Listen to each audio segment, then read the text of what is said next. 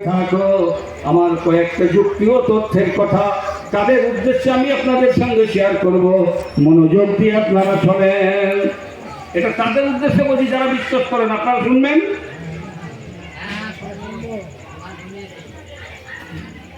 দুজন বিজ্ঞানীর কথা বলবো। কজন বিজ্ঞানী? দুজন। একজনের নাম ডাক্তার মণি ভৌমিক, কি নাম বললাম? আর একজনের নাম এপিজে, বাকিটা বলেন। এই দুজন বিজ্ঞানী মানুষের প্রার্থনাকে নিয়ে, প্রেয়ারকে নিয়ে, এই যে প্রেয়ার করি না আমরা, প্রেয়ার, এই নিয়ে বলছেন কি যারা বিশ্বাস করো তারা শোনো, যারা প্র্যাকটিসিং মানুষ তারা তো বিশ্বাস করেই। ডাক্তার মণি ভৌমিক বর্তমানে আমেরিকায় থাকেন। জায়গাটার নাম ওই যেটা দাবানলে পড়লো, কি নাম? ক্যালিফোর্নিয়া। যেটা সভ্য সমাজ, বনাঞ্চল নয়, অদৃশ্য এক আগুন তাদের ঝলসালো পুরালো, ঠিক না? আধুনিক বিজ্ঞান, মডার্ন টেকনোলজি, যুক্তিবাদী মানুষের যুক্তিগ্রাহ্যে কোনো কারণ খুঁজে পেল না। এরকম একটা A1 সিটি কিভাবে দাবানলে জ্বলে গেল, ঠিক হচ্ছে না? কোনো ব্যাখ্যা নেই। বনাঞ্চল তো জলে কাটে কাটে, ঘর্ষণে আগুন জ্বলে যায়, কিন্তু গর্জাসলি জীবন যাপন করা A1 সিটি পৃথিবীর 1 নম্বর দেশ, তাদের ওই সভ্য তার পীঠস্থান বলে দাবি করে। সেই জায়গাটা কোন আগুন? অদৃশ্য আগুন তাদেরকে তারা দিয়ে নির্মম নিষ্ঠুরভাবে ধ্বংসলীলা চালালো। এই ধ্বংসলীলার জন্য আমরাও খুশি নয়, আমরা ব্যথিত। আমাদের হৃদয় রক্তাক্ত, কারণ মানুষের মৃত্যু হয়েছে, ঠিক না? ঠিক বলেন। কিন্তু সেই প্রভু বুঝেছেন, তাই করেছেন। এটা আমাদের উল্লাস নেই, এটা আমাদের আনন্দ নেই, বেদনা আছে। সেই ক্যালিফোর্নিয়ার ডাক্তার মণি ভৌমিক বললেন, ওগো দুনিয়ার মানুষ শোনো, তোমার এই যে বায়োলজিক্যাল নিড, জৈবিক চাহিদা, তোমার যে শরীরটা, তোমার যে ফিজিক্যাল যে গঠনটা, এটা ধ্বংস হয়ে যাবে, কিন্তু তুমি ধ্বংস হবে না।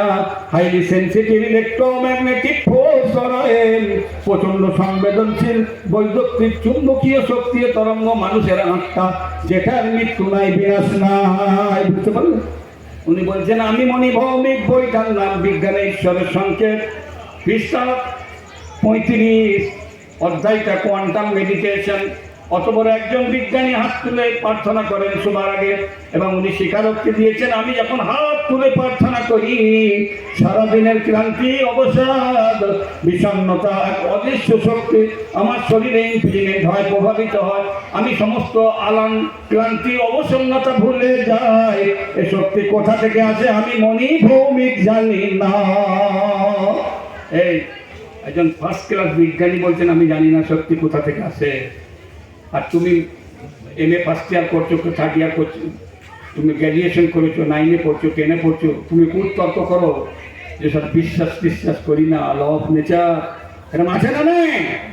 যারা এরকম করো তাদের উদ্দেশ্যে আর একটা বলবো, তোমরা ডাক্তার ভৌমিকের বই বিজ্ঞানের ঈশ্বরের সংকেত, টোটাল ইংলিশে লেখা, পৃষ্ঠা 35, অধ্যায় কোয়ান্টাম মেডিটেশন পড়ে নাও।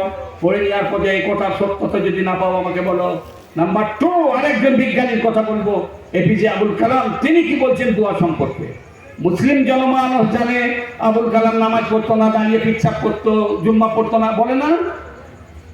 এই ধারণার সামগ্রিক সত্য নয়, আংশিক সত্য। উনি আধ্যাত্মিক মাইন্ডেড ছিলেন, গীতাও পড়তেন, কোরআনও পড়তেন, প্রত্যেকটা ধর্মগ্রন্থকে অধ্যয়ন করতেন, কারণ প্রত্যেকটা ধর্মগ্রন্থের মূল যেটা জিত, সেটা হিউম্যানিটি, মানবতা, ঠিক না? কোনো ধর্মগ্রন্থ মানুষ মারার কথা বলে না, কোনো ধর্মগ্রন্থ হিংসাত্মক কাজকে সাপোর্ট করে না, কোনো ধর্মগ্রন্থ অশান্ত করার জন্য, না যায় মুভমেন্ট করার জন্য উৎসাহ দেয় না। প্রত্যেকটা ধর্মগ্রন্থ শান্তির কথা বলে, ঠিক বলছি না ভুল বলছি? কেউ খারাপ নয়। আর আপনি বলবেন না আমি সেরা, ও খারাপ নয়। আল্লাহর তরফ থেকে যেগুলো প্রেরিত, যেগুলোকে উনি চুজ করে পাঠিয়েছেন না? আমার আল্লাহ বলেছেন, আমানতু বিল্লাহি ওয়া মালাইকাতিহি ওয়া কুতুবিহি, তোমাদের বিশ্বাস করা ম্যান্ডেটরি। আমি যত কিতাব পাঠিয়েছি সেগুলো প্রত্যেককে, ঠিক বলছি না ভুল? আর ঠিক বলছি না ভুল?